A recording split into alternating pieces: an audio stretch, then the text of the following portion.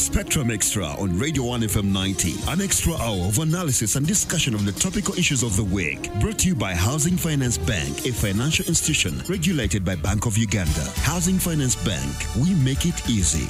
Your views, our interviews on Spectrum, Radio 1 FM 90. A very good evening to you, and thank you so much for making time to join us on this edition of Spectrum Xtra, live on Radio 1 FM 90, which is broadcasting from the Central Building here in the heart of our city, Kampala, along Dasto Street. But we are also live on our website, which is www.radio1fm90.com. While on that website, you click on the icon with the word Listen Live. You'll be able to listen to us loud and clear. We are also coming to you live on DSTV. Yes, if you have a DSTV connection, look for audio channel 897. We are also live on the different radio listening apps, which can be obtained from the Google stores of your smartphone.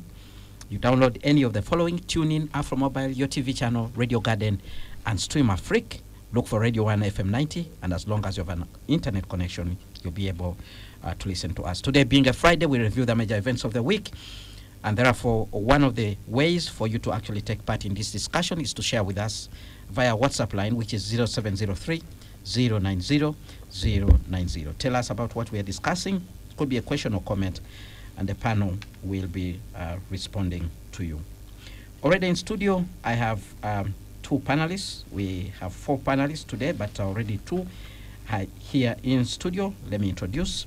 The Honorable James Kaberuka is a Kinkizi West MP, member of the Physical Infrastructure Committee of Parliament, and he comes from the NRM party. Good evening, Honorable, and thank you very much for joining us. Good evening. Also in studio, we have Miss Angela Kasuli-Nabowe. She's Executive Director at the Initiative for Social and Economic Rights, ISA. They are members of the Civil Society Budget Advocacy Group, where she is a board member. Good evening, and thank you very much for joining us. Good evening. Very, very pleased to be here. All right. Two more guests will be joining us shortly. When they get here, I will introduce them. Well, today we'll be looking at two main issues. There's that clash between Parliament and President Yoweri Museveni over budgeting. In a letter to Speaker of Parliament, President Yoweri Museveni read out the Riot Act to parliamentarians, warning them never in future to interfere with his priorities as stated in the budget. He also accused them of engaging in massive corruption. Now, this followed his decision to send back to Parliament the appropriation bill for the 2024-2025 national budget after he had rejected reallocation of some money in that budget. Well, during the debate of the House, MPs expressed concern about the accusation that the president had made, and we know outside Parliament, people are still debating whether Parliament still has power and authority over the budget, and now what this means to the several stakeholders who have actually been contributing to the entire budgeting process. We'll be looking at that issue in detail. We'll also be looking at findings about multi-party democracy in Uganda and how leaders are actually responding to your concerns as citizens. A report based on a study conducted across the country focusing on multi-party politics and how leaders are responding to the needs of or aspirations of you, the citizens, was published on Tuesday. Now, it provides details on how Ugandans perceive the current governance system. In short, it indicates that Ugandans are yearning more for multi-party democracy, but the supply is less. And it also indicates that many are afraid about the stiff competition between political parties that culminates into violence. So the key word there is violence. There's also about how leaders, especially MPs and those in local governments, are responding to the concerns of Ugandans. And that report actually shows that many leaders are not listening to the people that elected them. Only 15% believe that actually leaders are listening to them. So we'll be trying to make sense of these key issues that have been important this week. And we expect you to actually be part of this discussion by sharing with us, like already stated, using the WhatsApp line 0703 090 Our third guest has just joined us, the Honorable Gorethi Namuga, Maogola South MP, Vice Chairperson of the Public Accounts Committee of Parliament. She comes from the National Unity Platform Party. Thank you very much, Honorable, for making time to be with us this evening. And tell them that the incoming government, 2026. Is that so? Good evening, dear listeners. Yes. Thank you so much for joining us. Well, let's begin this discussion, and I'll begin with you, Honorable James Kaberuka, because you were in Parliament. First of all, there is a letter that was written by the President. He sent back the appropriation bill to you saying you didn't do a good job, you interfered with the priorities, reallocated money that you were not supposed to do. How was this letter received? Generally speaking, how is Parliament, how did your colleagues in Parliament perceiving this intervention by the President? Thank you, the moderator and the listeners. As earlier said, I'm James Kaberuka. I represent the people of Chinchizu West, and I'm from the party of NRM, the ruling party, and which has steered us, the country since 1986 very well, despite some mishaps.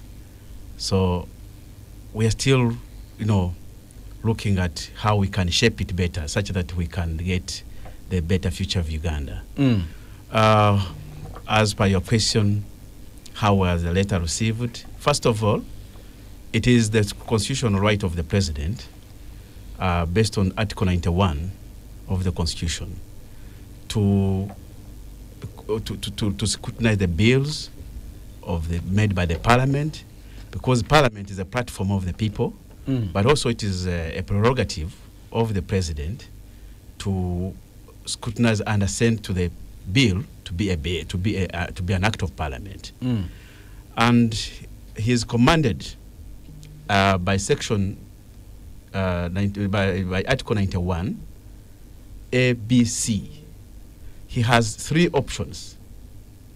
One is to assent to the bill, and B is to look at the bill and if he doesn't agree with some sections and communicate to the Parliament that these sections I don't agree. But also has another third option to reject. But also his letter in particular did not communicate exactly in reference to the three options of the law.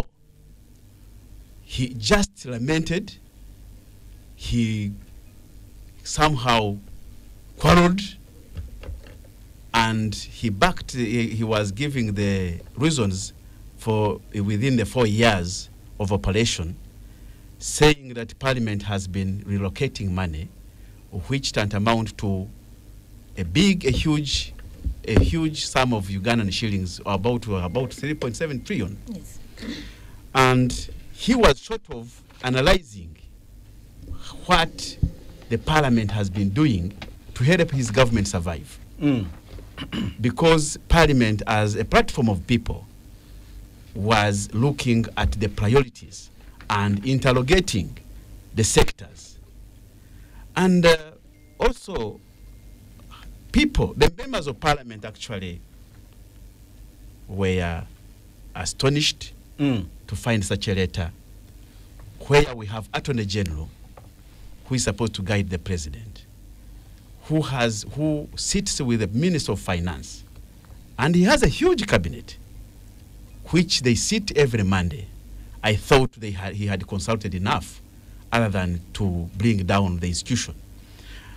To me, it was a means to kill the Parliament, such that we have unilateral operation of the executive without the scrutiny of the people. But earlier you said the President has a prerogative to actually do Yes, he has a prerogative. Turn back anything he thinks that you have not handled in the right way. Yeah, but...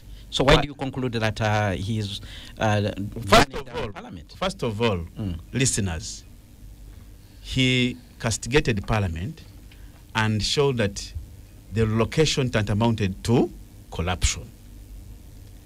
But also, I have a feeling as an individual that also Parliament fell short of understanding its work, which is embedded in the Constitution, in the same Article 91. Because if the Parliament, we were having the spine to challenge the mishaps in the letter probably would have evoked the same law to take it back the way it was, which the presiding officer was not able to do, and which I think is a problem of the parliament. And on that note, I have always said, for example, the executive is there and there is a checks and balance system. If the institution is supposed to check the executive don't do their work, it comes to the other saying of Edmund Burke that the only triumph of evil is when good men sit and do nothing. It is not the president supposed to command. You remember when we were debating on issue of Ruboa. That was 2017. I raised and challenged that. I remember the chairperson of National Economy was Honorable Saida Bumba. They were distributing money to see that members of parliament get convinced. I said, this is trash. Today, as we talk, there is no project called Ruboa Hospital. So the parliament is also to blame for not doing its work, because you can either know that in the history of Uganda, President Museveni has dissolved the parliament on the basis that they have stood on the ground to defend the people of Uganda. All right. So what?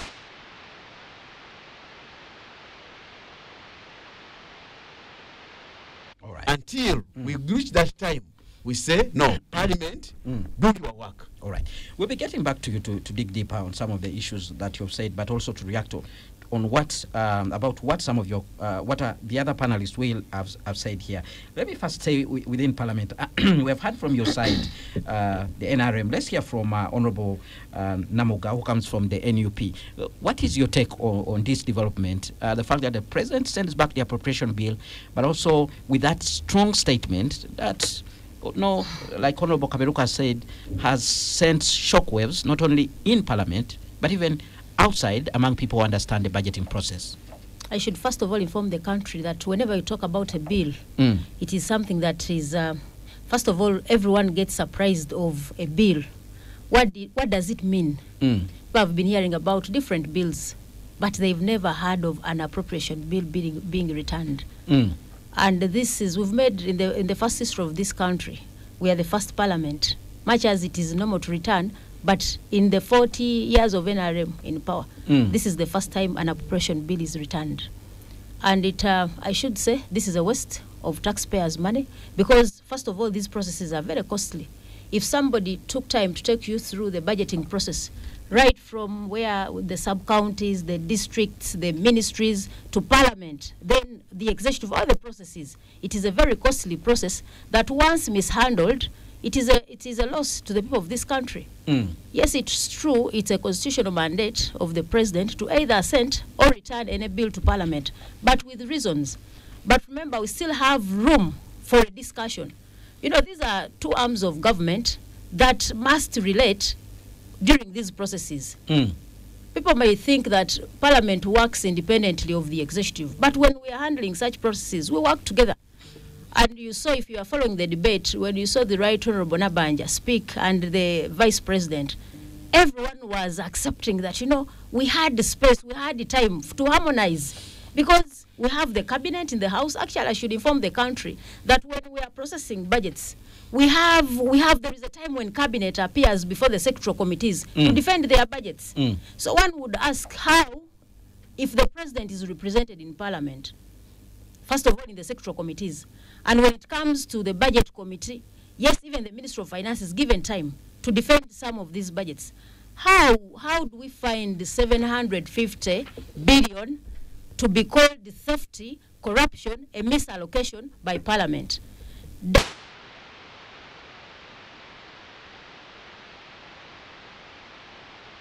That come from all these different stages.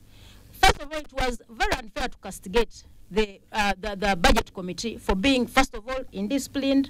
The president indicated that it was sabotage. He showed that it was connivance that led to corruption. And he even mentioned that this was This was cheap. You know, he split money, sprinkle money everywhere for cheap corruption. For cheap popularity.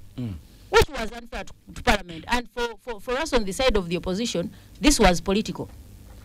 You shouldn't forget that 2026 is not too far. And 2025 is the time when the NRM is going for primaries. So Mr. Museveni is doing whatever it takes to make Parliament very unpopular.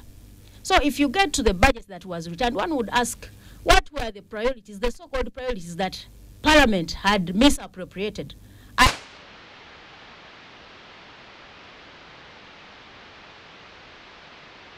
Parliament had, actually I should first of all explain, how do we see some of these new items come in the budget? These don't come in the budget at the time of the budget committee scrutinizing the budget. No. These, first of all, when the ministries appear before their sectoral committees, they defend their budgets. It is the same ministers that come up with different, that come up with unfunded priorities. Ministries are given indicative planning figures, and at times their budgets are cut. Everyone has been hearing about budget cuts. So the role of Parliament is not to rubber stamp what the executive has submitted. We scrutinize, we process the budget to ensure that it serves the people of the Republic of Uganda. So during the process of scrutiny by the independent committees, sectoral committees, different committees, that is the time when the ministers indicate areas that seem to not to have been considered by the executive. You've been here.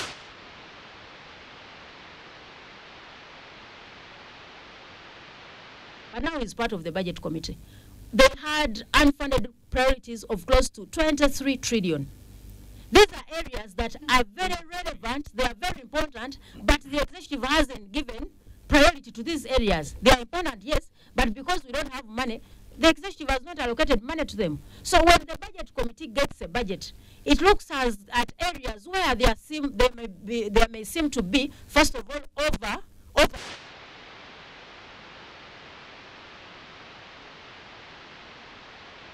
reports could be entities have not been using that money. All right.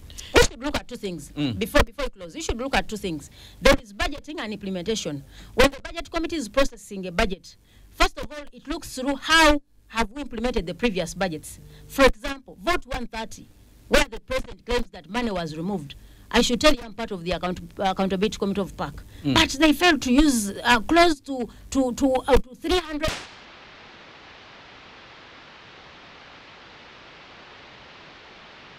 So, yes, if we fail to use money, you fail to absorb. We cannot give you money to sit on the accounts, yet other votes are very underfunded. So, what Parliament did was to pick money that would have seemed to be idle and redundant. Pick that money, put it in areas where they will make, a product, where that money will be productive. For example, let me give you this last example. Parliament had allocated money to Entebbe Regional Referral Hospital. Entebbe Regional Referral Hospital for the last 5 years was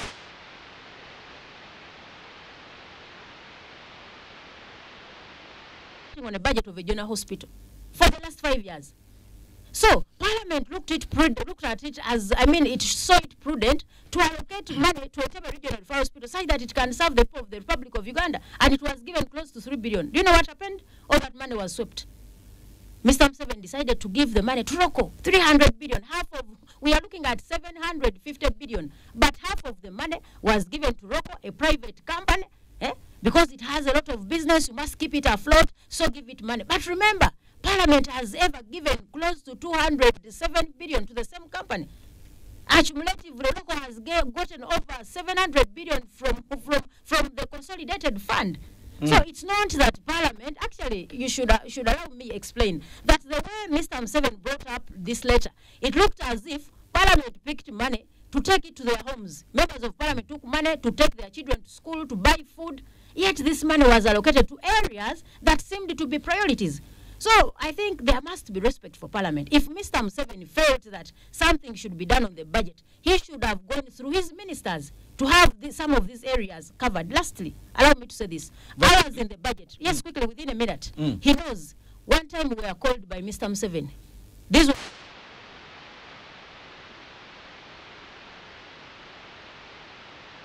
you will see me. So that kind of, creating fear in members of parliament, that is why, because he knew that he's going to bring the budget back, that is why members of parliament are being picked here and there in the line of corruption. Actually, if I can give You've stolen money. If I can give information. Mr. Honorable Kaberukat, please do come in. If I can give information on that, that's what actually he should have picked a leaf from that meeting we had in the State House. Because when he invited the budget committee, there was an allegation by Minister of Finance that we were misallocating resources. So when he reached there, he had promised that he was going to increase the salary of the soldiers. Yet, the Minister of Defense and the Minister of Finance had not provided money for that. So we asked the President, you have promised the country that you are going to increase the salary for soldiers. There is no money in the budget. So where do you want us to get it? We get it by cutting somewhere. Said, oh, is that true? When he asked the Kaseja started now saying, oh, we had forgotten. He should have learned from that note that these people sometimes don't take care of the Ugandan concerns. And that is why you normally have a supplementary budget just after the opening of the financial year. Even remind him where we had the last financial, where we had not allocated money for intern doctors. Zero interns were not allocated money. So there's a very important issue that you say that the president wants to make the parliament unpopular as he goes into the election. He currently enjoys the majority. Making parliament unpopular will let me tell simply you, destroy the gains made by his political party. What's the rationale there? Must understand. Why would he want to put Mr. parliament? Museveni wants to every round of elections. He wants to have new members of parliament. Oh. He wants to have new members of parliament because it is easier to manipulate new members of parliament than those who have experience. So that is why at this time he must fight so hard that 90% of the members of parliament don't return. That is why he said, they are looking out for cheap popularity, because he knows when Namuga takes a hospital or he takes a health center to a place, people will say that Namuga has worked. Now what he's doing, please make sure that the MPs don't do anything. That is cheap politics. So bring everything to me such that, I'm very...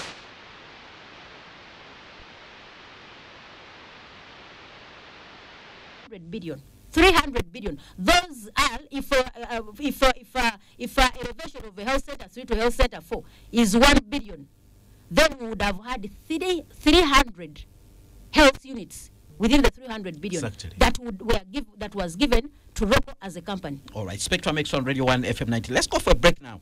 When we return, we'll bring in another key stakeholder. That is Miss Angela Kasule Nabowe. She comes from the Civil Society Budget Advocacy Group, but heads the Initiative for Social and Economic Rights. They follow closely the budgeting process. We'll want to hear from her what does she make of this pull here and there between Parliament and the Executive. People are supposed to work together for the good of this country. Stay tuned, Radio 1 FM 90. Spectrum Xtra continues after this break. Spectrum Xtra, Fridays 7 to 9 p.m. on Radio 1 FM 90. Spectrum Xtra, Fridays 7 to 9 p.m. on Radio 1 FM 90. Thank you so much for staying with us. Spectrum Xtra live on Radio 1 FM 90, review of the major events of the week. At this point, we are looking at the clash between Parliament and President Yoweri Museveni, who represent the executive, over the budgeting process. President Yoweri Museveni was not happy with what Parliament did to reallocate 750 billion from his priority area, which we have now learned is vote 130, which is about treasury operations. The money was finally reinstated. The appropriation bill passed, and he signed it in record time so that those monies can start being utilized where they are supposed to be utilized. I have 3 panelists here in studio. There are supposed to be 4. The Honorable James Kaberuka, Kinkizi West MP, member of the Fiscal Infrastructure Committee, but we also learned that he sits on the Budget Committee of Parliament. We also have in studio the Honorable Gorethi Namuga, Maogola South MP, Vice Chairperson of the Public Accounts Committee. She comes from the National Unity Platform Party. Honorable Kaberuka comes from the ruling NRM party. The outgoing party. Now coming on the mic is Miss Angela Kasule Nabowe, Executive Director at the Initiative for Social and Economic Rights. We are looking at how we can get numbers members of the Civil Society Budget Advocacy Group.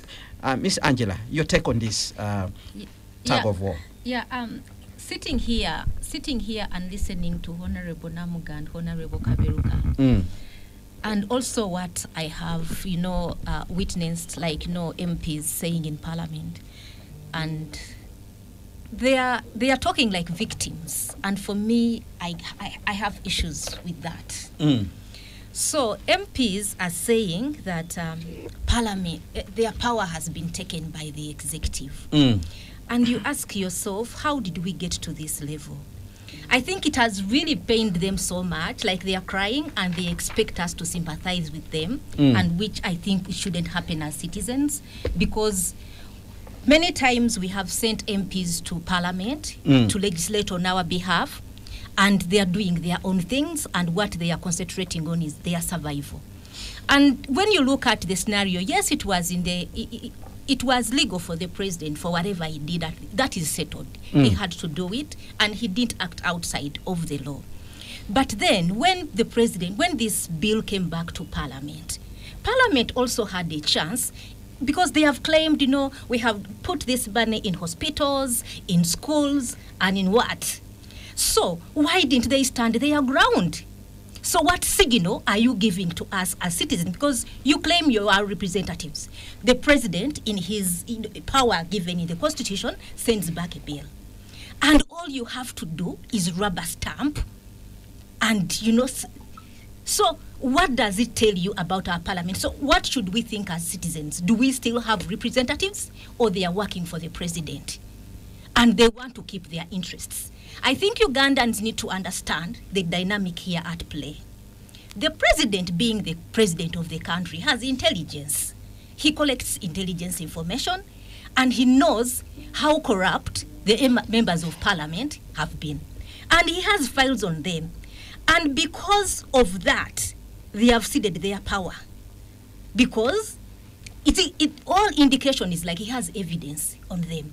And people are scared, members of Parliament are scared to be able to stand up and be able to say, no, we are standing our ground. Our role as Parliament is appropriation, and the executive cannot take this away. So if they are claiming the money was for ambulances, and the 750 billion that they have told, okay, take it back where it is, it has money for ROCO. ROCO is a private company, for heaven's sake. And what are we dealing with? What is the cost-benefit analysis for giving money to ROCO vis-a-vis giving money to health centers? There was money they had put for grant aiding of primary schools, the schools that are to implement universal primary education, universal secondary education. There was 26 billion that they had put as members of Parliament to build health centers. There was money for ambulances. And you see, there are things that will benefit the ordinary person. But how can the president return the bill, and you still have powers as Parliament, as representatives of people, and you're claiming that you're working for the people, and then you rubber stamp this? And then you start lamenting, and you expect us to feel sorry for you and join in your lamentation that the executive has taken away your power. We ask ourselves as citizens, do you even have the power now to represent us? Are you doing that role on our behalf? Are you still our representative? For me, I find it very strange, because what should have happened is for Parliament to take time and say, okay, let us do, some, rethinking and look through what the president has returned and what we had proposed. Because even for them, the parliamentarians, I will tell you that they talk about ambulances, they talk about schools, but there are other items within that budget that shouldn't have been in that budget, for example. For example, you have in that budget, you see, Atekere Culture Gala 400 million. You have Jama Fest 440 million. You have, Well, can you elaborate, please? So, first of all, in that budget that Parliament had done, the reallocation that they had done, there is 8.9 billion for their health insurance. And let me talk about that. We have been struggling as a country, as citizens, because our payment for health care, out-of-pocket expenses, it is over 40%. So what Ugandans spend from their income to pay for health care. And we have cried as citizens, and we have worked even as civil society on a national health insurance bill. It is shelved, In that budget, there is no money for national health insurance, and Parliament is not taking it as a priority. Can I interject, moderator? No. I have give you an to opportunity. get your opportunity.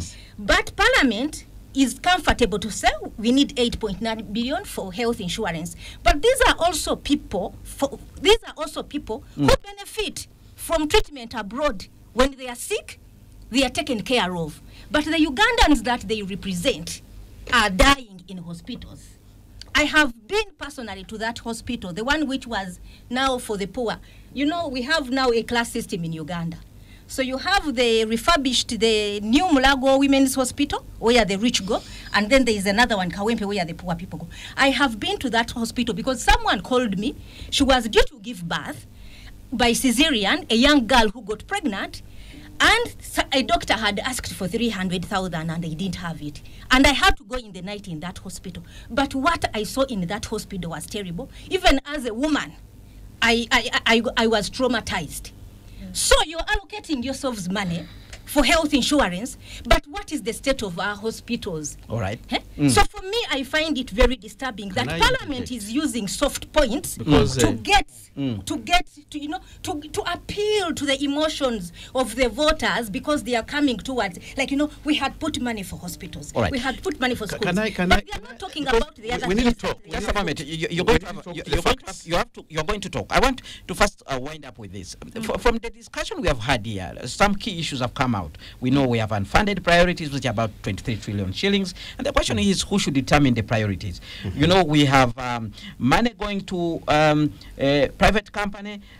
Is it allowed in the law? Then we have this issue of the budget. The president saying, this is my budget. If you don't handle it very well, you will see. Who owns the budget?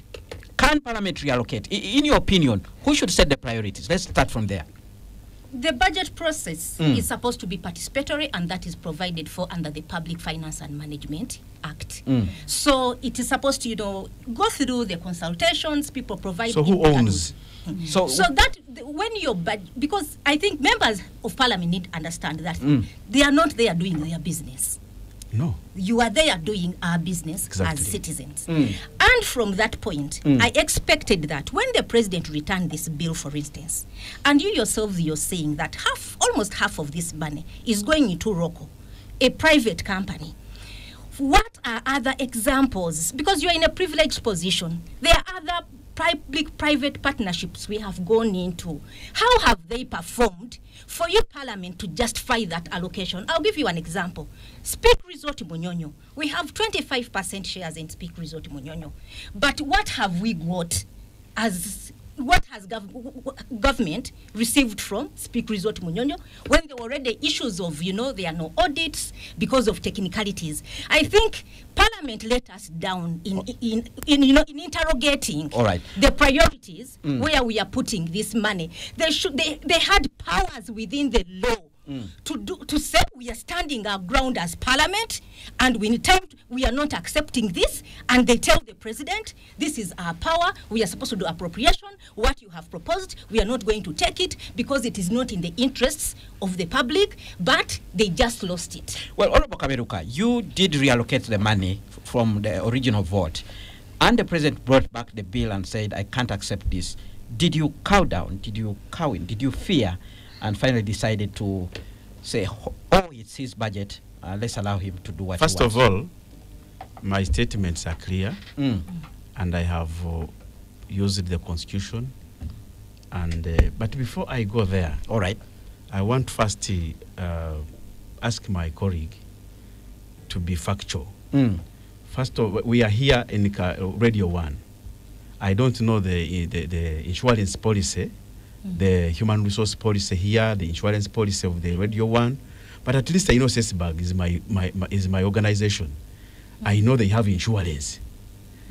Likewise, the Parliament has insurance, like many other organizations. So let her not mislead the public that this money was an additional money for insurance. What she's actually saying, that before you think about yourself, you wait. Think about the people you represent. You wait. Because it is a policy. Now, you ask her, you have a policy for insurance, which has been there. What are you thinking about the people to have insured health? And the issue is, we have given the government ultimatum to bring the insurance bill, which they have, because we wanted to bring it as a private member. And we abide by Article 93 from having a law that charges on the consolidated fund. That's why we have asked because we said if the ultimatum goes, then Namuga or Kaberuka should bring a private member's bill to have insurance policy, insurance law. So you who is in civil society, you should also not be swallowed by the executive to annihilate that cordial relationship between the members of parliament and the public by painting a bad picture as if we were meant to also to agree with Mr. President that we are chewing the money. That's being unfair. Two, the issue of whether we cowed it down, I have elaborately said it, that the problem with African countries, it is an African problem.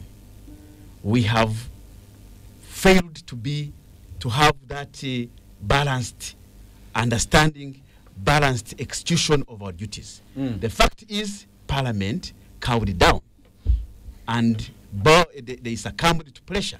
So we succumbed. We succumbed to pressure. You ceded your power. Now, what is happening now is, does it mean that why did we succumb? That is the question I was asking the Speaker. Did you genuinely accept? That's no. That's why I was saying, I for one. That's why I was asking the Speaker, why should we not interrogate this letter? And that should be in interest of the civic organization. But the problem with the civic organization, they have also been captives. They have also been captured. The civic organization should be able to hold, to sensitize the people, including the members of parliament, because we're in a civic arrangement. But sometimes we lose that relationship, and we also now look at how we can unfairly attack one another. Honorable Kaberuka, you sit on the budget committee. Yes. And I'm very sure that members of civil society through the Civil Society Budget Advocacy Group did appear before your committee to present their views on this budget. How much of their views did you actually put in the report that you sent to the House? Actually, my brother, isn't that the and problem? she's here.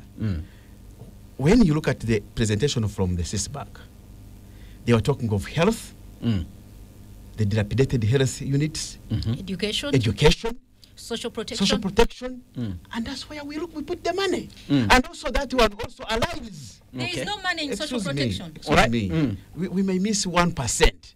That one. I'm a teacher by profession, my dear. When you are doing an exam and do 90%, you are not a failure. So you wait.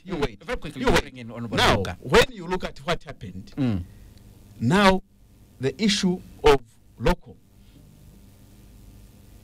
is a catchword where we are showing Mr. President that, Mr. President, you are wrong.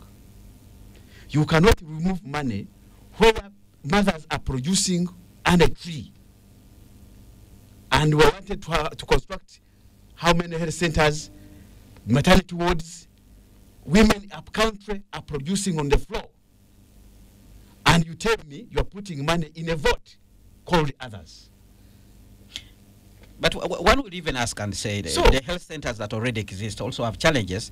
They have no equipment. Some do not have even. We have upgraded health centers without this commensurate whatever. This so in your view, who owns the budget? Now, that's where we have a dilemma.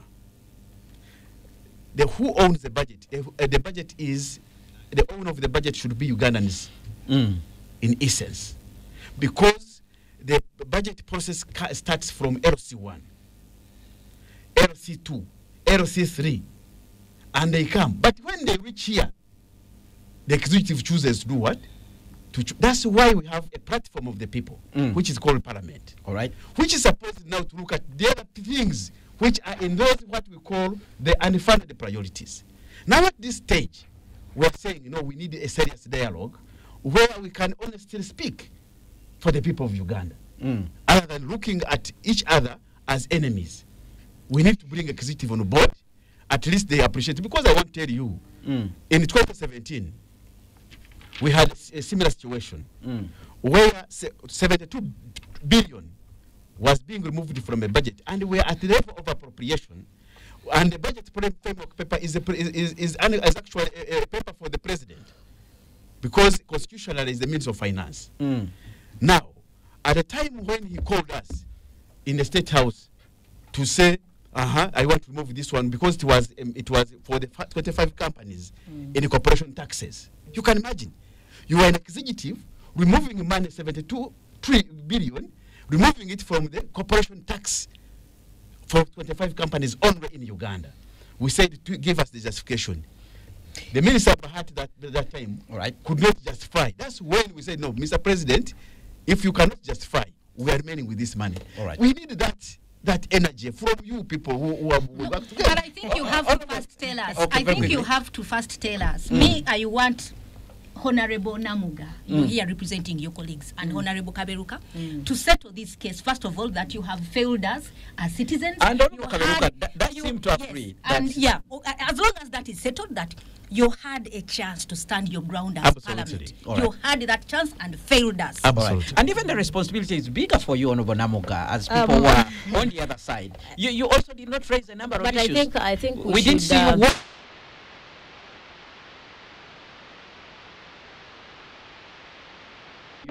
Do you see what happened? The nays had it, the speaker said the ayes have it. People said no. Before we go to the committee stage, the members of parliament said no, the speaker said the ayes have it. I can even take you back. Remember a time when the Honorable Taiwa, he was the one in chair that day. The local issue, the 207 billion, if you've been following parliament, that day when that money was passed,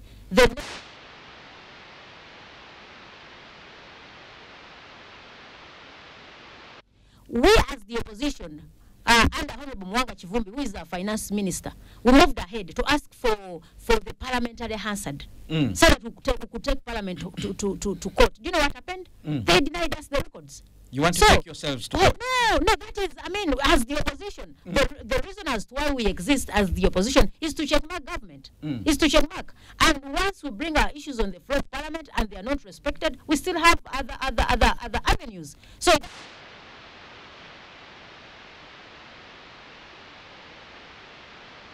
inform my sister that by passing a budget, we are not seeking for any sympathy from the public. Actually, if the people are served, it is cheaper to any leader. If a hospital is put in Maogola, if a road is worked on in Uganda, if you don't have potholes in Kampala, for me I will have a vote. It is far cheaper if you worked on the roads than giving me even the insurance. Because do you know how much money we take back to the constituencies in line of doing what government ought to have done? This is already said by Mr. Museveni. Members of parliament have resorted to cheap politics. Why on earth would you see members of parliament buying ambulances? Do you know how much somebody puts in to buy an ambulance? But is it your responsibility? But we've put ambulances in budget. At times, if you look at the implementation of the budget, these at the end of the day remain unimplemented. If I can give you an example, I'm a deputy chair of the Public Accounts Committee. Performance of the budget for financial 22-23. We had a budget of around 52 trillion, but the performance, the actual, was 43 trillion. That is why, actually for me, whatever is happening, I'm even as the opposition, we are happy and proud. Do you know why? Because we refused. We had a very strong minority on the first 72 trillion budget. For you are here talking about the 750 billion. This is just 0.7% of the budget. But we got a scam, a funny budget, just something, a paper that is called...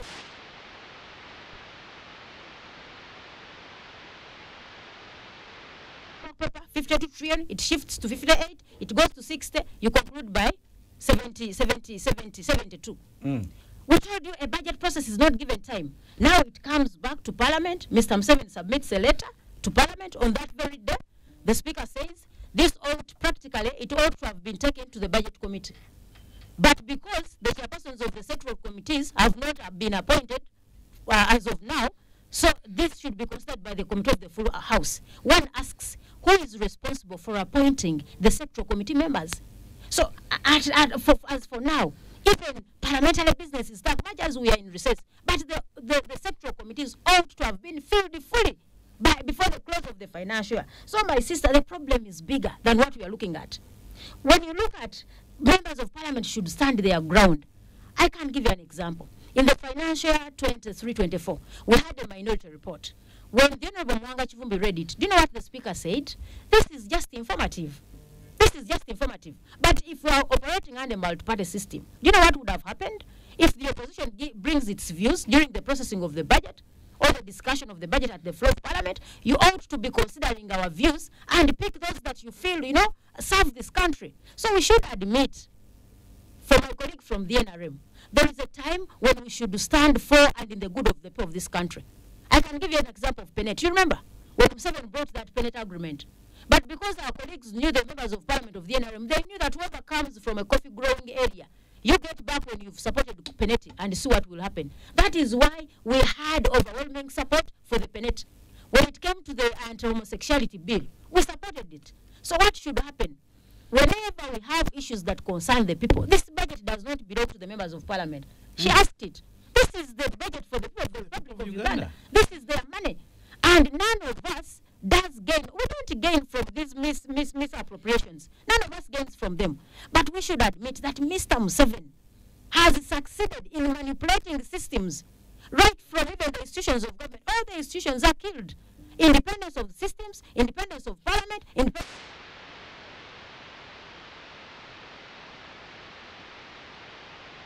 puts up this strong spirit of fighting for and usurping their powers. The public should help us. It should be, fighting for the constitution should be both. You look at the civil society. I remember some time back when the Honorable Mathias Impuga was talking about, we made a submission about the shrinking civic space. Because if these ones were empowered, we wouldn't have been suffering. That is why even when we were processing budgets, we give them platform.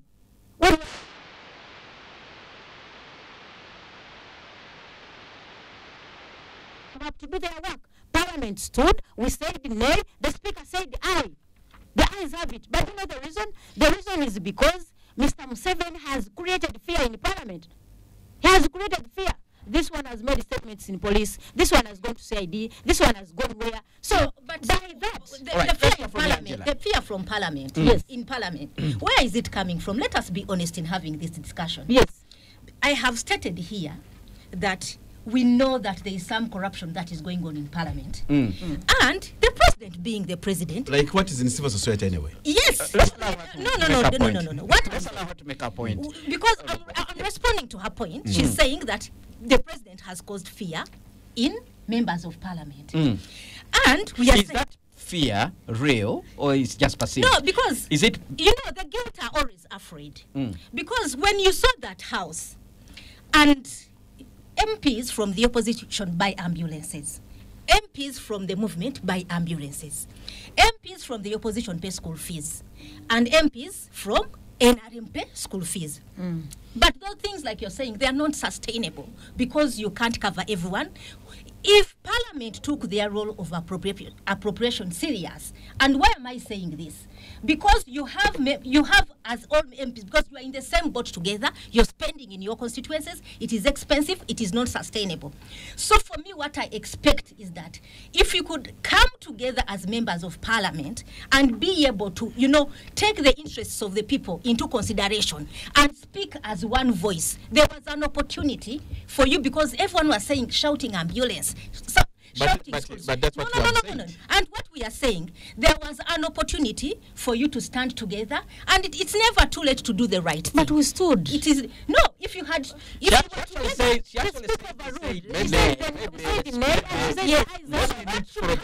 need to guide. Because you're there. First of all, you need to follow the script. Yes. One thing is that one thing we need to know is that when we become fair to each other. We get a fair ground. It is not good to attack members of Parliament. When you watched the session, you put the blame where it is. So you wanted members of Parliament to do what? To fight? Why didn't you challenge the speaker? Actually, 40 people, as per the law, more than 40 people stood up. Like what happened in age limit.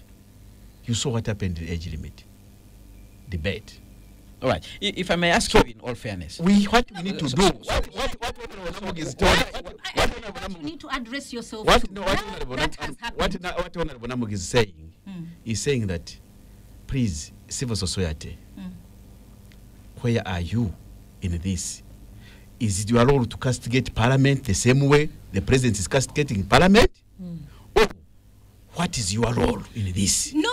I think we are not getting each other.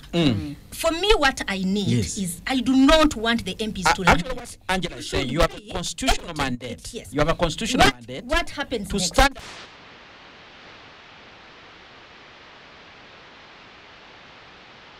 What is going to happen next? Because it is never too late to do the right thing. All right. What is going to happen? Because you have also And responsibility. that's exactly what we are going to be looking at. To go back to your constituents. When we to go back return to the from this citizens. break, we'll be looking at the way forward. What lessons can we take from this part, and how can we improve on the budgeting process? Are we likely to see these kind of things happening in the future? What lessons are they taking from it, and how can we better the budgeting process? Now, stay tuned.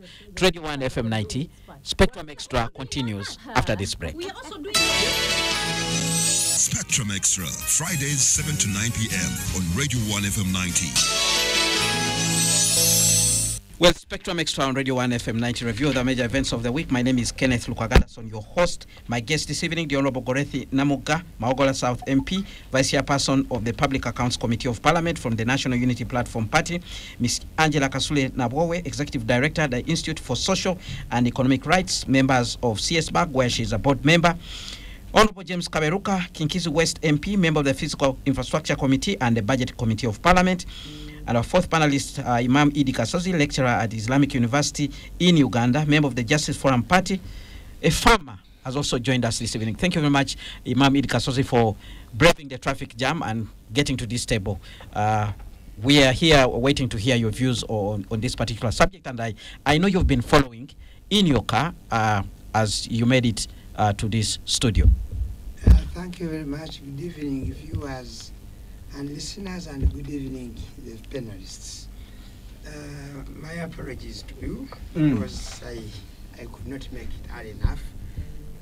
Whereas I started the journey early, there is some nuisance on the road.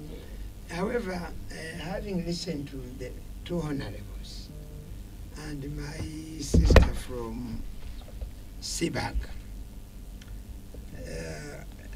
two things emerged. First of all, Honorable Kaberuka said that the president lamented. My sister from CBAG has said the MPs are also lamenting. Where is the problem? Why? How do we reach this stage? Who is abusing whose powers? Who is playing to the gallery? Because all the MPs have the power, the president has, but unfortunately, at a given time T, both of them, the executive and the legislative arm of government, sometimes they lament. And the reason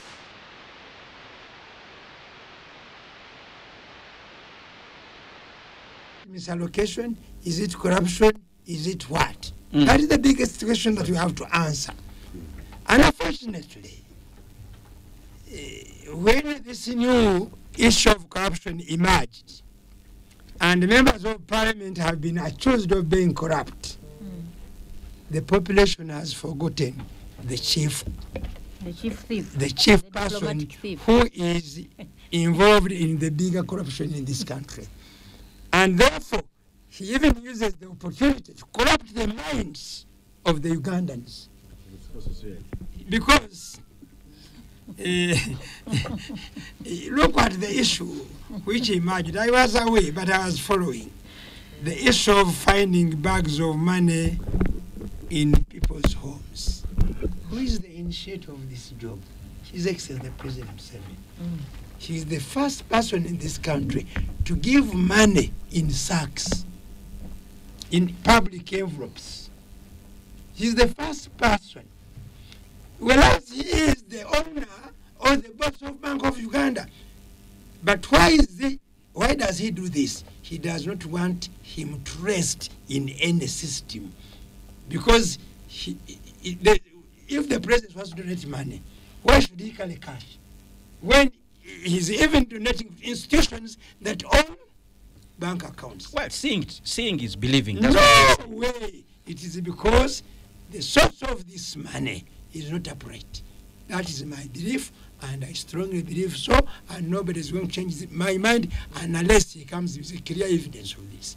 So, 2, at the time when we are crying we have no money, he appoints 300 assistant RDCs, useless people. They have no job in this country. They are going to spend taxpayers' money. Even if you say 1 million each of them, that's 300 million per month, 3.6 billion a year. It would make a lot of meaning in some instances. But unfortunately, the population does not see this. Why? Because we have deliberately, I blame all of us on this table, because all of us went to school. Those of us that have gone to school have not helped this country to understand the academia. Who would be the what? The movers. The think tanks. Yes, of some policy issues that should be coming up for this country. They are nowhere to be seen. Why? Because that is the very reason why the parliamentarians succumbed to the demand of the president. People are still waiting for appointments. People still want to become the next MPs. Because people still think, many people think that they can only serve the country if they are either in any political office. No way. We can serve our country where we are if we are determined. Therefore, what I see and the issues raised, and this issue of saying some money is being given to Roko, okay? It hurts many Ugandans, by the way. Many Ugandans who were investors of some sort, okay? People had started some businesses, collapsed when we are seeing. Semule, Greenland Group, Tefe Bank, name them, including our own government banks like Cooperative Bank. But today we have money to give to private enterprises. Are they private? And then they camouflage that the government has shares there. Then the good economists tell you these are preferential shares. Exactly. What does a preferential share mean? You have no You have value. no You see, No value. it has no value to us. Right. And somebody says he's annoyed because of that. So this business, this is why this business of try and error. See, when I was still a student, when you find a sum you could not calculate well, Suppose it was Ngoni. you use it, what they call, no, I'm sorry, in calculations. Hey. We used to say try and error. You set your own question. And this is where we are even this evening. President has just appointed a new committee to oversee revenue authority in corruption. Could it be because of the small meeting that remained when he met the business people and some person alone remained there and told him, let everybody go, I want to talk to you, only these 7 should remain? Is that not also corruption? Therefore, we have a bigger problem. We have to get out of where we are. Those of us who are community leaders, civil society leaders, traditional leaders, religious leaders, but all of them in one way or another have been compromised because the hadith of the Prophet has worked, that the upper hand that gives will always have say and control, and the president has used that very effectively. All and right. that effect, therefore, we are in where the problems where we are. Let us wake up as citizens. Let us suffer for 1 week or 2 weeks or 1 month, but we must transform this. If we don't, I am in the evening of my life, but I have a 3-year-old grandchild. What will be her future? That is my question. All right, listeners, if you just didn't know this, President Yoweri Museveni has created a new State House Revenue Intelligence and Strategic Operations Unit to do an oversight on Uganda Revenue Authority operations and fight corruption within the tax administration system. The President has also appointed Mr. David Kalemera as a senior presidential advisor and head of that unit. There is an intense discussion going on social media about the credibility of the person who has been appointed, because apparently there's a ruling against him in a court of law in tax fraud related matters. But besides also going on there about this issue. But let's stick to our topic, Honorable Kaberuka. There are many comments coming in from the listeners, and I would want to read them out so that you can respond to them, but also close this discussion on this topic before we actually move on to another one. Let's begin with Benon Fred Twinamasko. He says, I think we should cut some slack for the MPs because they were stampeded by the presiding officer who chose the highest have-it option. She keeps adjourning the House at her will. That's a comment from Benon Fred Twinamasko. Then we have Okello Patrick Bonyo. Then we have a comment coming from Okello Patrick Bonyo from Busega. Do citizens have a say in a budget process, or it's a preserve of parliament and the executive? It's difficult to hold someone accountable if you were not part of the process. There's a lot of opaqueness in our budget process. We should expect the government to tell the citizen that we collected such amount last financial year and we did ABCD totaling to this amount, and we can evaluate whether it is commensurate to the work done. We have another comment from Domingo. Hello, Spectrum Extra. A point of correction to the panelists. Private companies do not offer services to the government, and that is why domestic arrests are skyrocketing. If ROCO offered construction services and are not paid, should it be for free? The citizens have to connect with reality. We need to become frugal and honor our tax obligations. No free lunches. That's a comment from Domingo. Domingo seems to suggest that maybe ROCO did some work for government and they are being paid. I don't know. You will tell us, Honorable Kaberuka, since you sit on the budget committee. We have another comment from Henry Kiwenda. Good evening, Kenneth and the team. The activist has fallen in Mzei's trap. She is reactive. I don't seem to know where she's coming from and where she's going. I think she's going to stand for MP. Are you planning to go? Certainly not.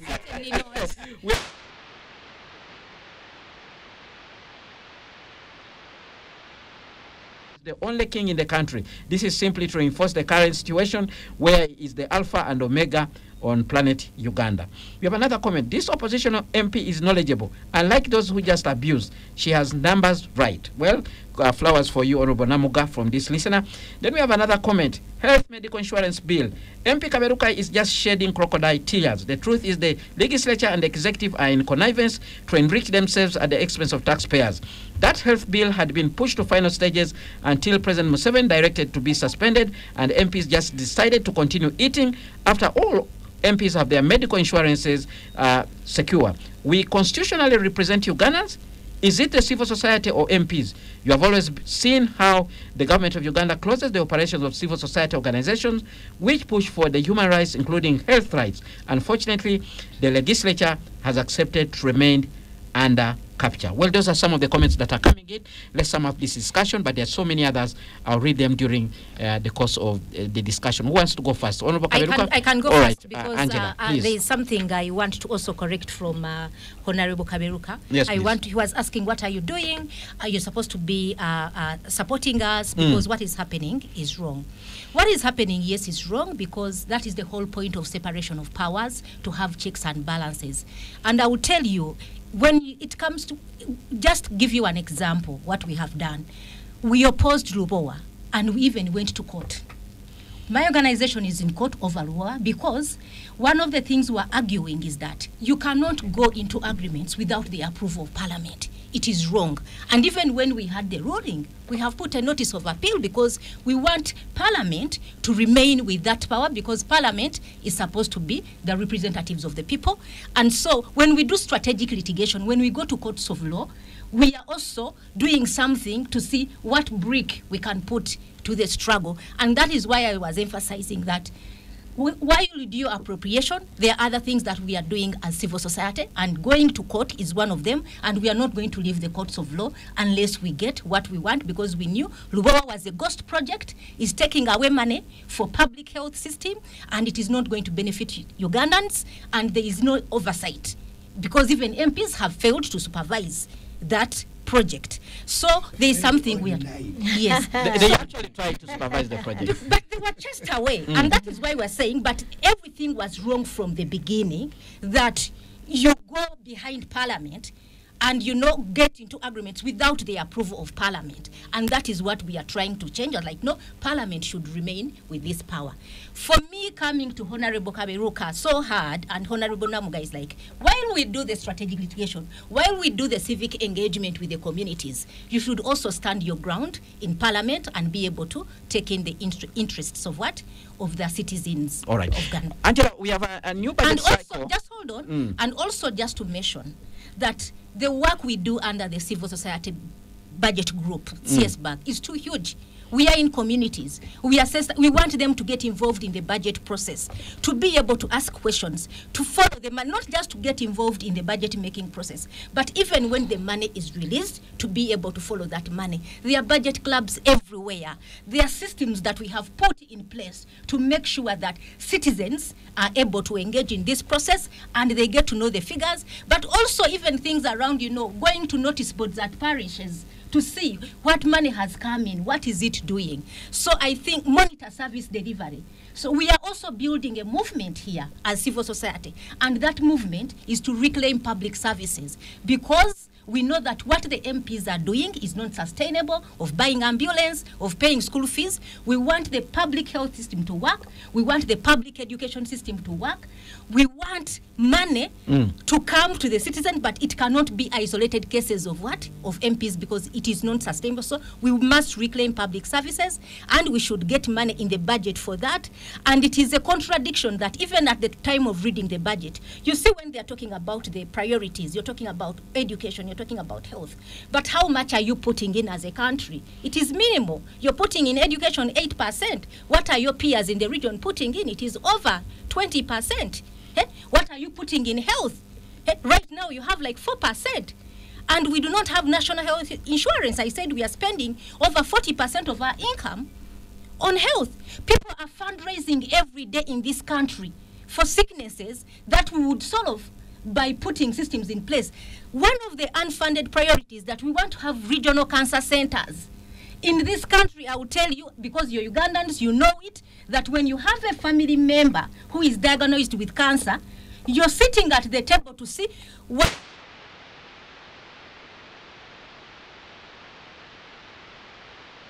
For us, we do not have that luxury. That is why we are saying, can Parliament look at those priorities and say, when we are building regional cancer centers, for someone not to travel from Kotido to come to Mulago and sleep on the floor. There should be those centers, and those are the priorities that we are talking about. So this we can do together. We shall continue sensitizing the public, engaging in the budget processes, but also engaging with Parliament. We do budget analysis, we identify the priorities, and we appear before Parliament. So CSBAG is doing a lot of work. Isa is a member of CSBAG, and we shall continue doing this. But where things fail, we shall go to court.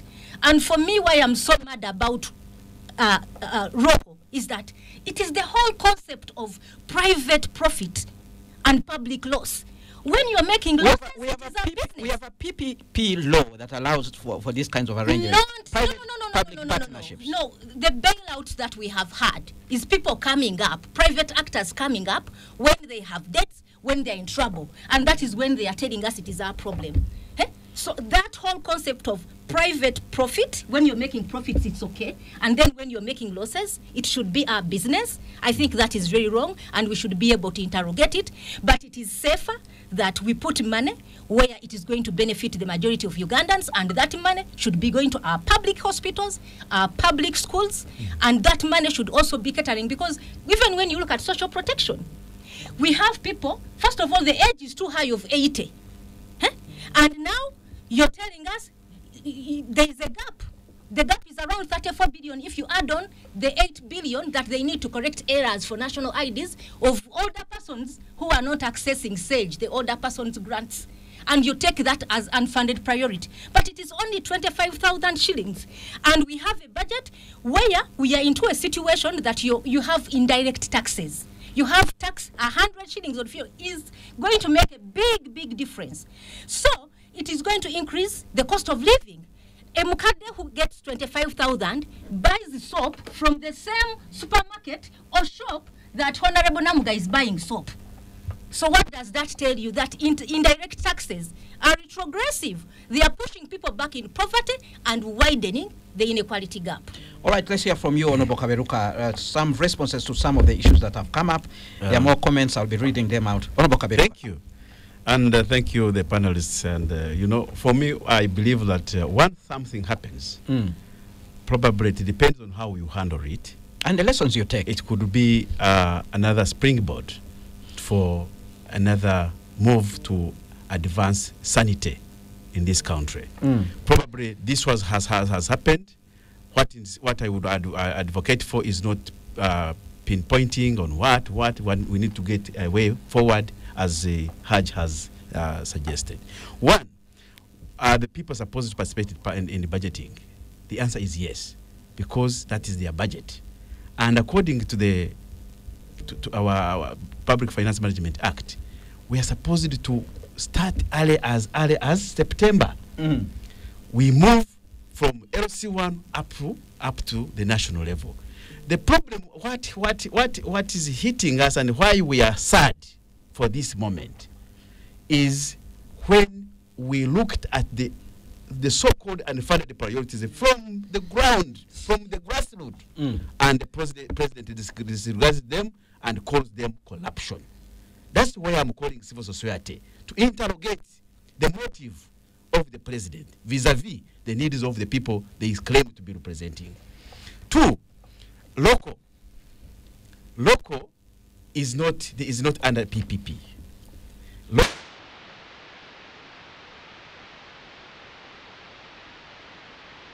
It came the way it came with the other motives, maybe with somebody who had the lead. Later, they started the constructions, and they are the ones constructing our building as a parliament, I think. And when to see as parliament, they came as they brought the money to bail out the local, which we refused as members of parliament, because we have a company called the National Housing Company, which started as far back as 1950s. Okay? This company, we only gave it capitalization, 30 billion in 2017. You can imagine, a national housing company, supposed to salvage those people, the poor people, giving them have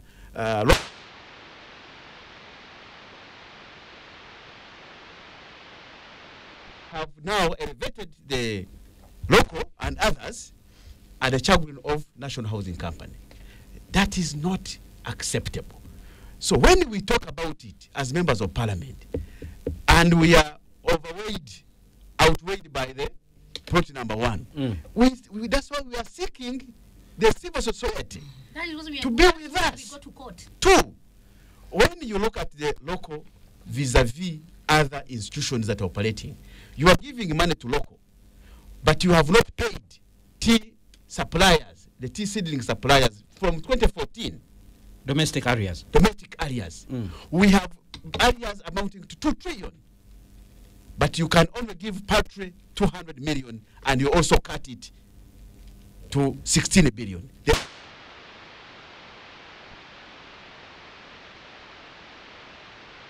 We look at the people, and we gave some little money. They have also cut it and given it to local. Now, that's where we need to have converted efforts, such that we work together to show the president that, Mr. President, you are a captive of the technocrats. Technocrats have already captured him. Are you suggesting the present decision was based on advice from the technocrats? Yes, because it has happened before. I have told you when he called us in State House, the technocrats had told them that we had diverted money. Yet, he had talked of increasing the money for soldiers. It was not in the budget. So we asked him, to get this money, where do we get it? We have to cut it somewhere where there is redundant money. Then also people ought to know, Bwana Lukwago, that when you are budgeting, and Madam, you are in a budgetary expert institution, you look at work plans. We interrogated these agencies, these MDS. You find that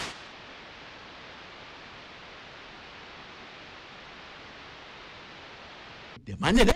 We said no. Is that why some of you have been telling these entities actually to give you a cut? Because that's one of the things that actually plays out there in the public. When they hear about budgeting and parliament, they think about how you have manipulated, some of you have manipulated the process for your own benefit. Let me tell you. Putting money in the budget becomes so voluminous because there's a cut now, for who members put that of money? Mm. It is him. It is the executive that put that money, not us. That's why we cut it. You know, you are the gatekeepers. You wait. I'm telling you now. I'm now putting the record. Gatekeepers without keys. Now I'm also putting the record collect. I'm saying the redundant.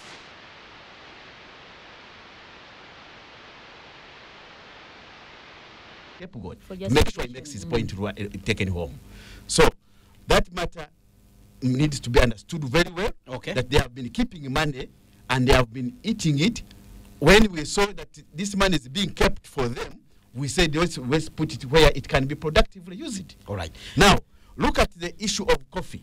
Very quickly. I want to tell you another motive. I'm not a prophet, but one of the reasons why Parliament is now an issue. Remember, they brought bills. This it's called what? This bill. This consolidation, centralization, rationalization of the agencies. One, we have what we call the tea industry in Uganda. Tea industry has collapsed under the armpit of Ministry of Agriculture. Now tea farmers are crying. They are going to be like coffee, like sugar farmers. Sugarcane farmers. Sugarcane farmers have completely, they have jiggers, they have what? Because Agriculture Ministry has not helped them to grow. But coffee, because you cannot claim that coffee under UCDA, which has helped the country to get resources for the NTR, you are the one now you are going back to it to rationalize it. That's what.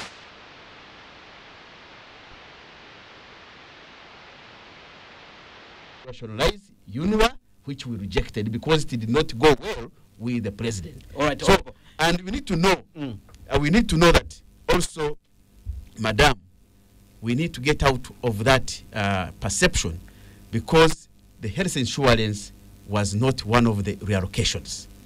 That should be put clear. Right, let's hear No, from it wasn't. It wasn't, but she's saying it's one of the key issues that you should be looking at. Yes. Because it affects the pockets of your electorates. Let's hear from Honorable Namuka. Your closing remarks on this issue. We shall speak the English till when the cows get home. Mm-hmm. First of all, I would want every one of us to ask a question. Does President Museveni still believe that power belongs to us, the people? Is this still a people budget or a person's budget? I told you when he called my colleagues to State House, he told me, whoever tampers with my budget. So does it serve the people of the Republic of Uganda? That is why... Those people who elected him. No, it is my budget.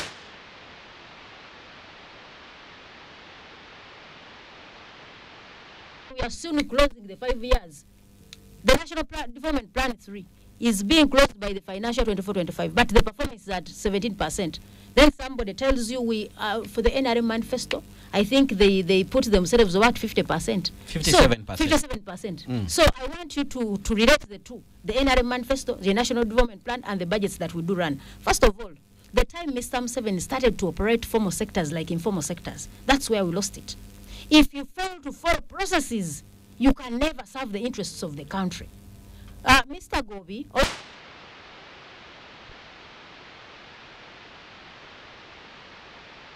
to the Public Accounts Committee, we asked him, how does Parliament distort the budget? You know what he said? You begin with a budget framework paper of 52 trillion. It gets to the executive, it leaves the executive with around 58 trillion. It gets to parliament, parliament makes it 60. Then we asked, who does the work plans? Does parliament do work plans? Does the executive handle work plans? So distortion of the budget is done by the technical team that has failed to stand ground.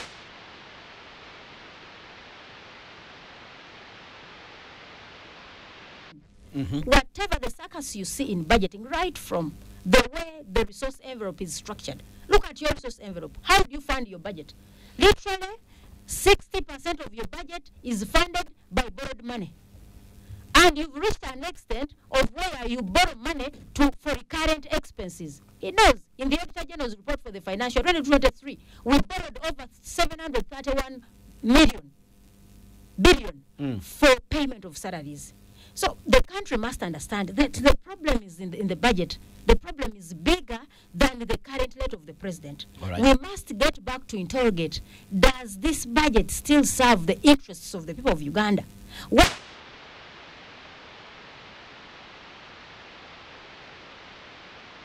want to heighten the budget so that they can have the 3%. For them to claim a supplementary budget within July of 3%, then they serve their own interests. That is where we are. Spectrum Xtra on Radio 1 FM 90. Let's go for a break now. When we return, Imam Idi Kasozi will give his closing remarks on this issue of the spat between Parliament and the Executive over budgeting, and then we'll move on to look at the opinion poll published by Afrobarometer, which partly touches on these issues, because if priorities are being set, are you listening to the people who actually elected you?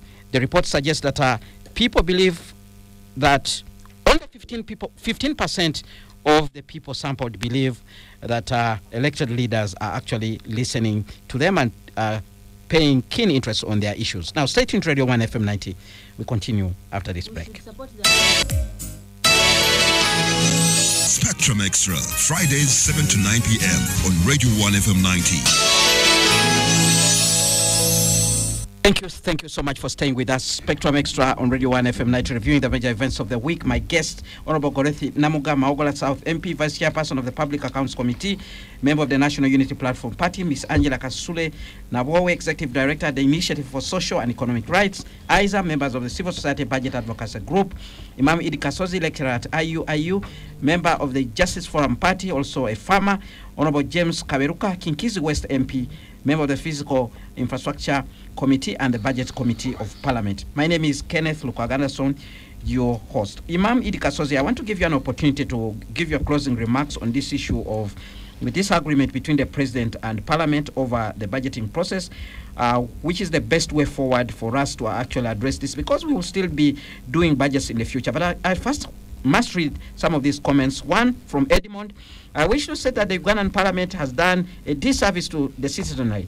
Parliament, under the stewardship of Speaker, has become a stumbling block, dictated over by the presidency arm of the government. The principle of separation of power is in void in this case.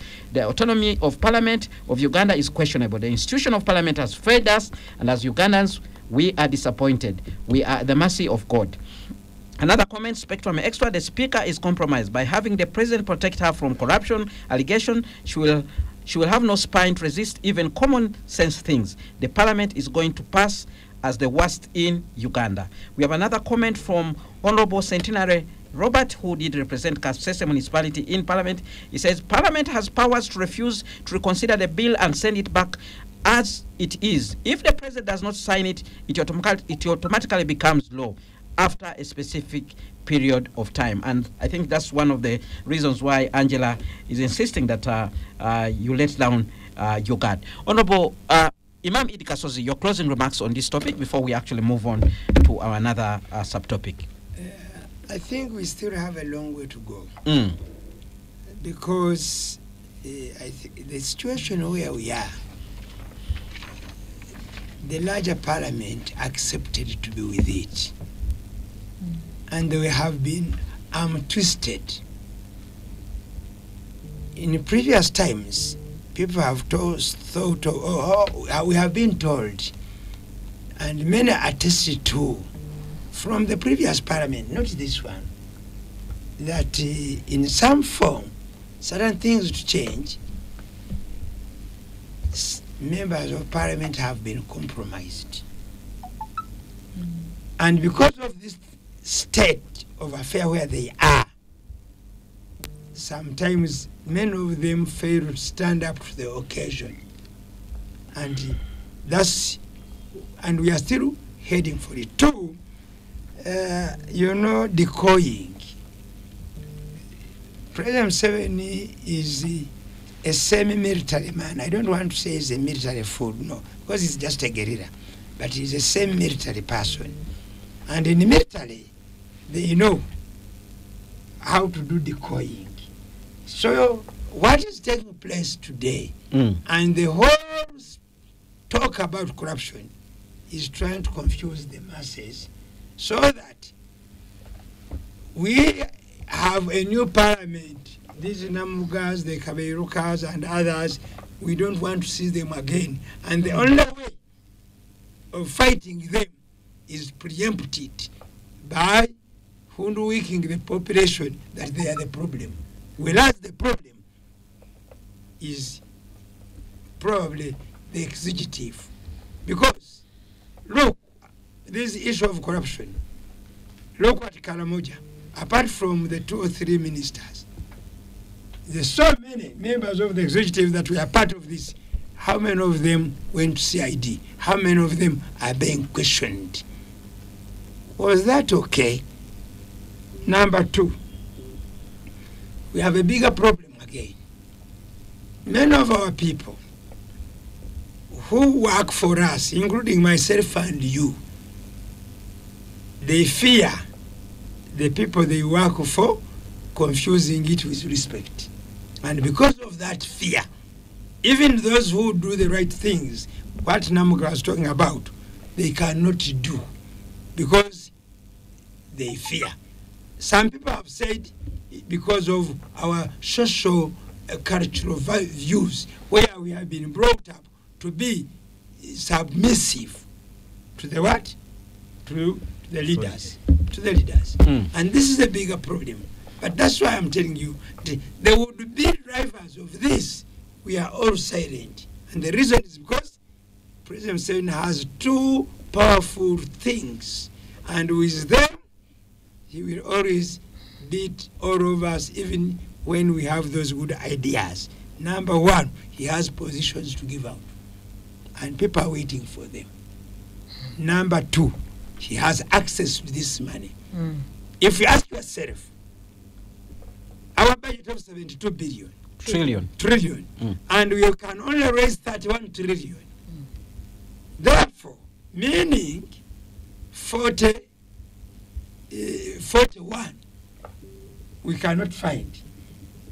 How are we going to run? All right. So it is until then that all of us are on board properly, and then we stop receiving these handouts. We should get a proper explanation. But every day you will hear one religious leader presenting his case.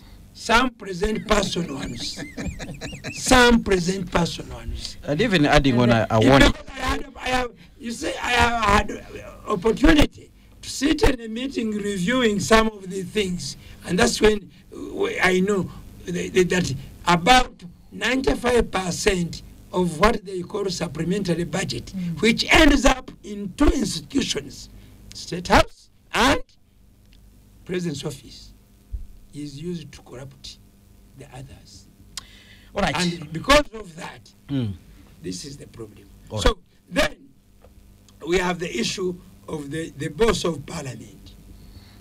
I think somebody knew that this was going to happen and they prepared the case.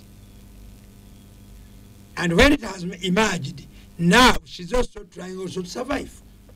So as long as MPs become survivors, citizens are survivors, ministers are survivors, the Chief Justice and his team are survivors, the Speaker of Parliament and his team are survivors, then we shall remain with the head of the executive. Because also part of the executive is also, they are also survivors.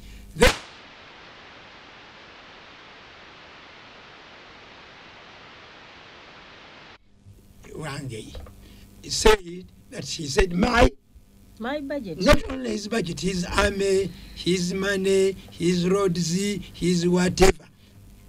The final thing is my bazukuru. Only those of us who say we are not, we are the ones who are remaining. The rest are my. If it is my, you can do what you want with them. That's All right. the problem. 3 more comments coming in as we move on to another topic. Edison Rising, as I thank you, Kenneth, for bringing excellent guests. MPs in studio clearly know the problem. Institutional breakdown is a big challenge in Uganda. 72 trillion budget can't be realistic. That's Edison there. Then we have another comment. My problem is what type of corruption describes borrowing money and failing to use it.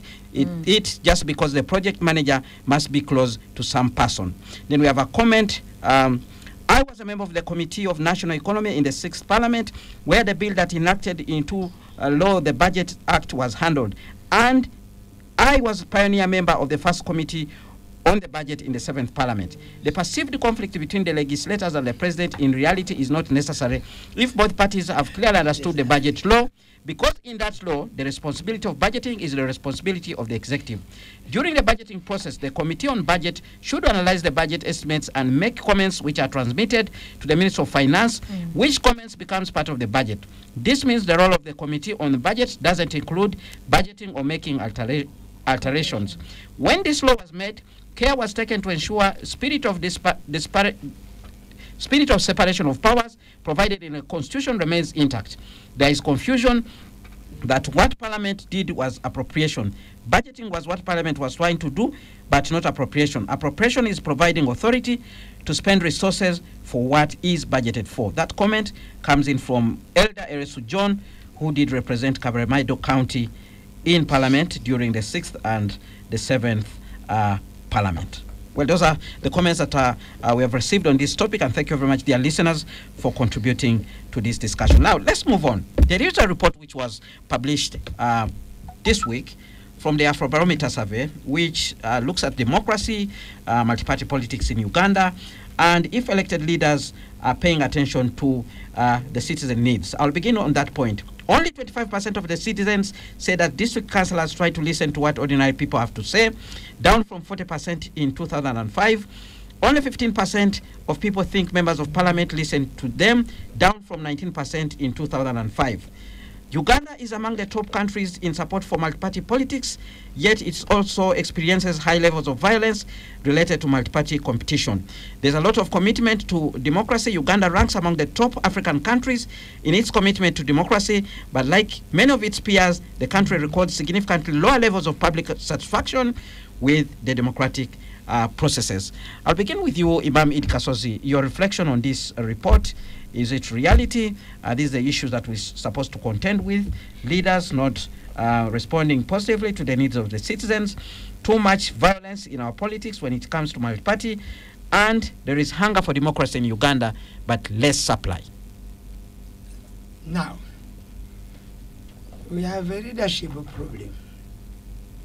We have a leadership problem because of the way we elect our leaders. Largely, we have not elected leaders on merit. We have elected them. They are our OBs, they are our worker mates, they are our village mates, they are our tribesmen, blah, blah, blah. And even when we appoint leaders, whether they are technical or whatever, you again hear cries of people saying, we do not have representative therein, even when they don't have the technical people for these positions. And therefore, that affects performance levels. Two, the problem is not solely on the leaders, but even the electorate. Because many of you who are now complaining, probably they are the ones who are interviewed, they were paid something in order to vote somebody. Now, after I have paid you, I know I don't have any obligation on you. I am struggling to ensure that I recover what I put in. I have had issues with some local leaders where I do some work. You see, You go there, for example, you have land. You are one of the Chibanja holders wants to go away. You pay money, and they want to take some money from him. But when I was also buying that land, I paid money to them. Commission after commission after commission. And therefore, such a situations will always bring a problem. The way we look at these leaders, the way we access them. The one who holds the stamp in those local issues you are talking about is like a king. Including, by the way, in our religious institutions, a secretary general and an imam or a secretary of the mosque committee of a church who has the stamp and has to recommend people before he puts a signature there, some small thing must land on his table. That is where the whole problem begins. 2, democracy. Democracy, you have said people are yearning for democracy, but they are not. Less is being supplied. And they are not. The reason is because they have no role in their parties. Most of the followers have no role in their parties. And therefore, they cannot influence the activities they are in. I want to tell you, previously, you know that NRM, where he belongs, they used to elect all the executive members. Somehow, they twisted the whole thing, it becomes appointment. And therefore, we appoint those whom we think will do what we want, we are on the top. And that is where that problem begins. All right. Until, therefore, 2 things. 2 things. There is, I have forgotten the terms used in sociology.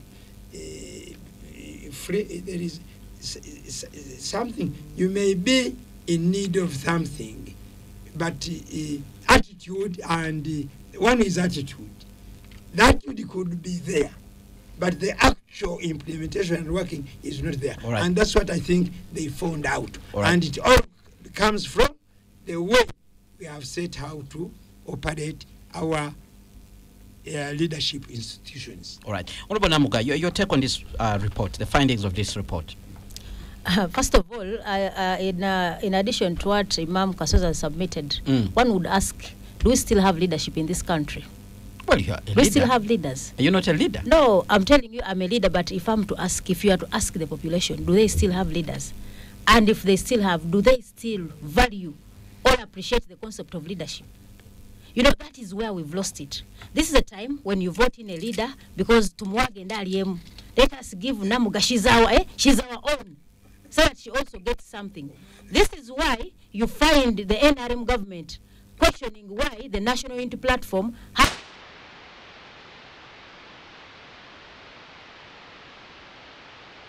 was called at CID Chibuli to answer questions as to why the group, the National Unity Platform, has opened up a leadership training institute.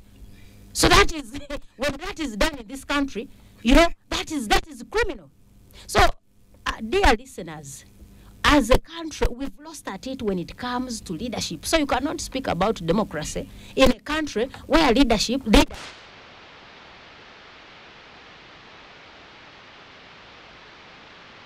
we have the capacity to lead them. So that is where the confusion is, till when we come back to appreciate the concept of leadership. This is why if you are a member of parliament and you spend most of your time barring, going to bars, you will be a good member of parliament. Come to parliament, do whatever you have to do as a member of parliament, represent, consider bills, then you will take to be a member of parliament that does not resonate with the people.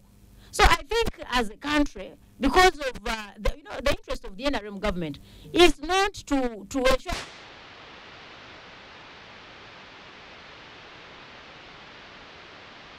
So have them, yes, make sure that they lack information. Let them not get information so that you can rule them the way they want. Till when the NRM government appreciates that this constitution was enacted to help this country in the line of leadership and the rule of law. 2, till when we accept that leadership is not about earning. These days, politics is about getting a job. Leadership sell whatever I have. It is investment. It is investment for a return. Since when did you ever become a leader to make money? That has never happened on this planet Earth. That is why you find somebody voted in as a member of parliament. This I can speak. You belong to a committee and you've never appeared for any single meeting of a parliamentary committee. You are appointed a councillor. You had instances where we have councillors of KCCA. When they were elected as councillors, they got loans and went to Focheyo. They went outside of the country, back on a business after having gotten loans. Majority belongs So to NUP. no, the problem is not NUP. The problem, first of all, is perception. You know, now you are spending a lot of money on mindset change and patriotism.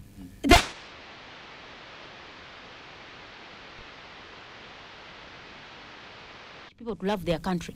When and since when did that start? You have a president who wakes up and says, by 2026, we shall not have any opposition party. Then you tell me about multi-party politics? It has never existed. That is why for now, how many parties do you have? The FDC was swallowed. The DP was swallowed. Now the NUP, you hear where we are. So,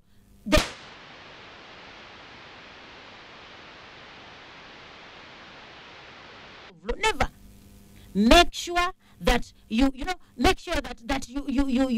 cripple everything in line to the rule of law so that you can survive longer than. That is why you have a budget that serves the person than the people. That is why you have Mr. Museveni, you have your wife as a minister, you have your son as a CDF, you have your children in serving, your children in negotiating for loans for a country, and now you tell us this is a multi-party democracy. Till when? Actually, I want the NRM colleagues of us to support us when we bring a private members bill on issues of term limits. Once we bring back the term limits, we shall have certainty in this country, because somebody will come and mess us for a reasonable period of time. Mess us for a reasonable period, but we know you must go. You will go at any time. All right. Lastly, within the period of August, I think it will be August, September, these colleagues of mine and their president, who has a very big plate, he has filled it, even with what he cannot accumulate and eat. Now he wants to bring a parliamentary system. That is where we are going. Parliamentary system, because he can no longer move, he feels his son is very unpopular. A parliamentary system brought by the Kaberuka, my colleague, and his other comrades. That is where this country is going. So once you start thinking about Uganda as my own. What does parliamentary system mean here? No, here will be the member of parliament. When you vote a member of parliament, she or he will come and vote for your president. That is where we are going.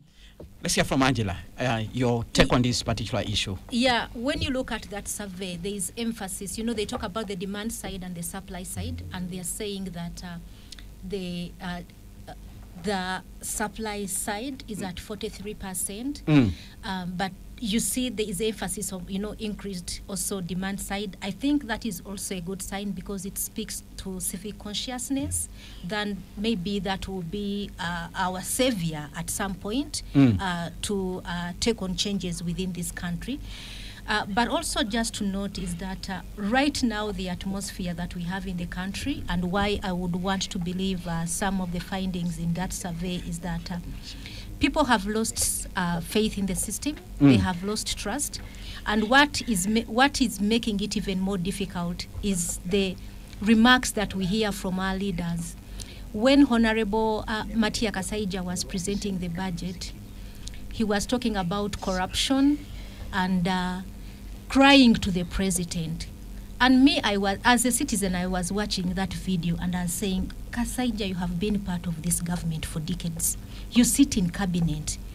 How do you talk like that? Because me, I'm wananchi. If Kasaija is lamenting, how about me? So you're telling citizens that, there is no hope, like things are so bad. All right. But also the other thing, for me with Parliament, I would, if the MPs are serious about this fight, I think they should come back and fight like a wounded lion.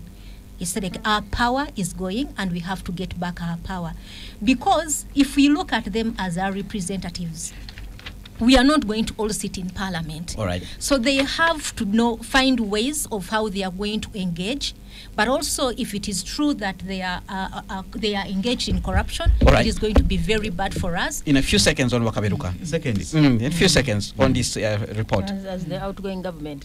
Very quickly. One, I must emphasize that NRM, we need to clean some things, but NRM is a strong party that needs to be supported, and we need to support it fully, make sure our struggle and the destination of this country is really clear. All right. Two, I want to say that the issue of leadership is an outcome of the citizenry and those participating. All right. So citizens should continue to make sure they demand answers. All right. And participate fully. Okay. Without any compromise. I'm afraid time is